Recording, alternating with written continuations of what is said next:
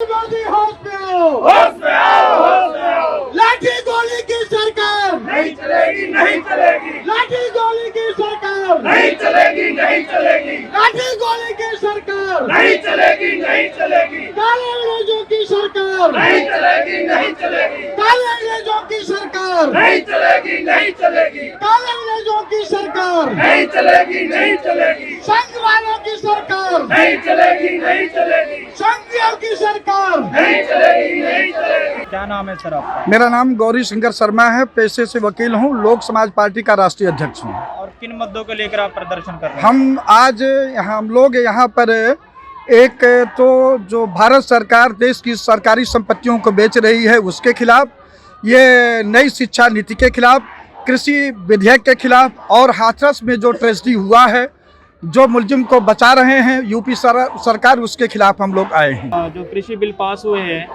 उसके क्या कहना चाहेंगे आप? देखिए, भारत सरकार ये लोगों का रोजगार, व्यापार और नौकरी, स्कूल, अस्पताल छीनने के बाद में अब किसानों के कृषि भी छीनने की तैयारी कर रही है। वो जो है, जो उनके लोग हैं, दलाल लोग हैं, और उनका मीडिया जो दलाल है, जो उनके लोग हैं, उनके माध्यम से रोजाना ढोल पिटवाया जा रहा है कि किसानों का आय दुगना होगा, उनकी हालत अच्छी हो जाएगी। मैं कहना चाहता हूं कि नरेंद्र मोदी जो हैं इस विधेयक के माध्यम से किसानों को बर्बाद करना चाहते हैं। वो सरकारी मंडी को ख़त्म करके वो जो बड़े बड़े व्यापारी हैं, बड़े बड़े जो पूंजीपति हैं, उनके मंडियों से किसानों को अनाज बेचने के लिए मजबूर करेंगे और फिर वो एफसीआई के लिए वो अनाज खरीदेंगे। तो इस प्रकार नरेंद्र मोदी कई हजार बिचौलियों को ख़त्म करके कुछ 8-10 बिचौलियों को इस देश में रखना चाहते हैं, जिसको लोक समाज पार्टी मंजूर नहीं करती है। और इसमें अभी उन्होंने एसेंशियल कमोडिटीज एक्ट को लगभग ख़त्म कर दिया है।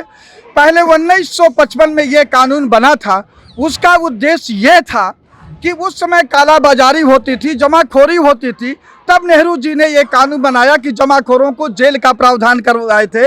लेकिन अटल बिहारी वाजपेयी जब तीसरी बार सरकार आए तो जेल का प्रावधान करके उन्होंने जुर्माना रखा और स्टॉक की सीमा बढ़ा दिए। लेकिन नरेंद्र मोदी जब आए हैं तो इन्होंने इस स्टॉक की सीमा तो ख़त्म कर दिया। कहे जितना चाहो पूरे हिंदुस्तान का अनाज आप जमा कर लो तो कभी जमाखोरी नहीं माना जाएगा। और इस प्रकार आने वाले टाइम पर अगर ये कानून लागू हो गया, किसान विरोध नहीं किए, तो पूरे देश का अनाज कुछ लोगों के पास कैद हो जाएगा और अनाज की कमी दिखा करके जब चाहेंगे तब दाम बढ़ा देंगे। और आज आलू की कीमत 30-40 रुपया 45 चल रहा है, प्याज की कीमत 40-45 रुपया चल रहा है, 60 रुपया। तो उसी प्रकार ये अनाजों के लिए तबाही हो जाएगी, जिसको हम अब लोक समाज पार्टी के माध्यम से देश के किसानों के यहाँ जहाँ तक हमारी क्षमता हम जा रहे हैं और आगे जाएंगे, जगाने का प्रयास करेंगे। 2024 में नरेंद्र मोदी को हर कीमत से बाहर कर दिया जाएगा, इस उद्देश्य से हम चल रहे हैं। अभी इन्होंने एक बिल लेबर कोड बनाया है जिसमें कर दिए हैं कि 8 घंटे के बदले जो है अपना 12 घंटा ड्यूटी लिया जाएगा। और पहले 25 लेबर का कानून था कि 25 लेबर रहेंगे तो आपको गवर्नमेंट से परमिशन लेना पड़ेगा। ये जब ये आए थे अटल बिहारी तो 100 कर दिए। अब इसके बाद भी इन्होंने 300 लेबर पे कर दिए हैं कि भाई 300 लेबर रहेगा तो भी परमिशन लेने की जरूरत नहीं है।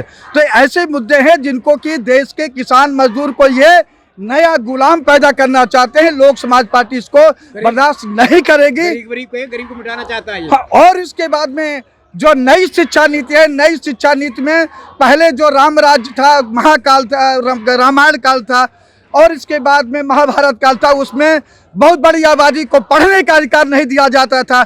उसी को लागू करने के लिए संघ का मोहन भागवत, ये भारतीय जनता पार्टी, ये नरेंद्र मोदी के माध्यम से गरीब लोगों का पढ़ने का अधिकार छीन रहा है, क्योंकि ये सीधे मना नहीं कर सकते, क्योंकि संविधान में ऐसी व्यवस्था नहीं है।